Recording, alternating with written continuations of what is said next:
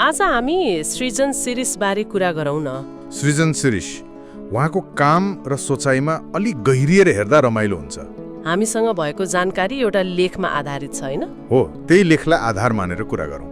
ल, हाम्रो उद्देश्य चाहिँ नेपालको युट्युब दुनियाँमा उहाँको भूमिका अनि त्यो अथक परिश्रम र प्रविधिबारे उहाँको विचार बुझ्नु हो। ठीक हो। सुरु कहाँबाट गरौँ भने उहाँको त्यो डिजिटल योद्धा उपनाम र त्यो दैनिक 18 घण्टा काम गर्ने कुरा त्यसले नै ध्यान खिच्छ क्या? एकदमै। 18 घण्टा। सृजन शिरीष वास्तवमा निकै कुशल भिडियो एडिटर र युट्युब टेक्निशियन हुनुहुन्छ। युट्युब टेक्निशियन भन्नाले? मतलब उहाँको मुख्य काम चाहिँ युट्युब क्रिएटरहरूलाई पर्दा पछाडि बसेर सघाउने हो। ए, कस्तो किसिमको सहयोग? धेरै थरीको। जस्तो च्यानल ह्याक भयो नि, त्यो फिर्ता ल्याइदिने, अनि त्यो प्राविधिक समस्याहरू हुन्छ नि जटिल खालका, हुन्छ हो त्यस्ता सुल्झाइदिने, अनि युट्युबको नियम कानुन त्यो परिवर्तन भइरहन्छ नि, हो त्यो बुझाइदिने। ए, अनि नयाँ च्यानल खोल्नेलाई पनि? हो, उहाँले त्यो लोगो ब्यानर डिजाइन गर्ने, सेटिङ मिलाइदिने जस्ता आधारभूत कुरा पनि गरिदिनुहुन्छ। भनेपछि त कामको दायरा फराकिलो रहेछ, सेटिङ सबै हेर्ने। मोटामोटी त्यस्तै हो। युट्युब आफैमा जटिल छ क्या। धेरै क्रिएटरहरू कन्टेन्ट बनाउनमै व्यस्त हुन्छन्, टेक्निकल कुरामा अल्मलिन्छन्। हो त नि। हो, त्यस्तो बेला सृजन जस्ता मान्छेको भूमिका आउँछ। उहाँको यात्रा पनि चाखलाग्दो छ। खै सुरुमा त सित्तैमै हेल्प गर्नुहुन्थ्यो रे। ए, साथीभाइलाई? चिनजानकालाई।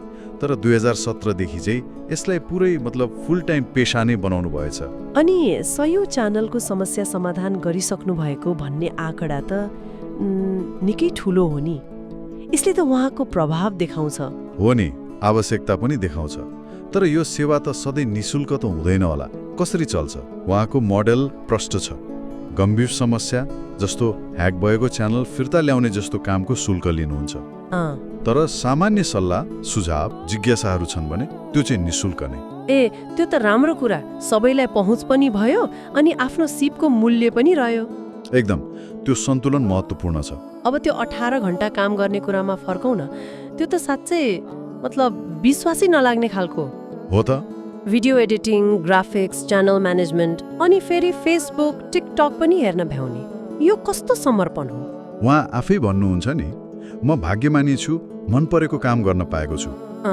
मेरो दिमागमा टेक्नोलोजी र डिजिटल दुनियाँ मात्र हुन्छ।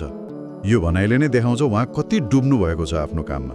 उहाँको लागि काम मात्र होइन, जीवनशैली नै भयो है। हो, त्यस्तै देखिन्छ। तर यति लामो कामको घण्टाले त्यो वर्क लाइफ ब्यालेन्सको प्रश्न त उठ्छ नै। त्यो त छँदैछ। तर यस्तो लगाव र विज्ञता हुँदाहुँदै पनि उहाँले समाजको एउटा अलि नमिठो यथार्थ ल्याउनु भएको छ। के कुरा? धेरै मान्छेले उहाँले गर्ने कामलाई वास्तविक काम नै मान्दैनन् रे। यो सुनेर म त अलि सोचमा परे। त्यो कुरा उहाँले भन्नुभएको छ। उहाँकै शब्दमा कस्तो भने नि, मैले गर्ने काम हेरेर धेरैले मेरो कामलाई भनेको कामै मान्दैनन्। हो र, यो त गहिरो कुरा भयो। एकदम। यसले के देखाउँछ भने डिजिटल युगमा नयाँ खालका पेशाहरू आए, तर समाजको त्यो पुरानो धारणा, त्यो बुझाइ अझै उही छ। प्रविधिले काम त सृजना गर्यो, तर त्यो कामलाई सम्मान दिने सोच विकास हुन समय लाग्ने भयो। हो, त्यस्तै देखिन्छ।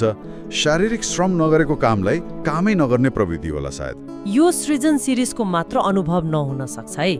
नेपाल जस्तो समाजमा यस्तो नदेखिने डिजिटल श्रमको मूल्याङ्कनको मुद्दा त झनै सान्दर्भिक छ। हो नि, उहाँले त कला त्यो एडिटिङ, ग्राफिक्स र प्रविधिलाई जोडेर पर्दा पछाडिबाट कति ठुलो योगदान गरिरहनु भएको छ। एकदमै महत्त्वपूर्ण योगदान।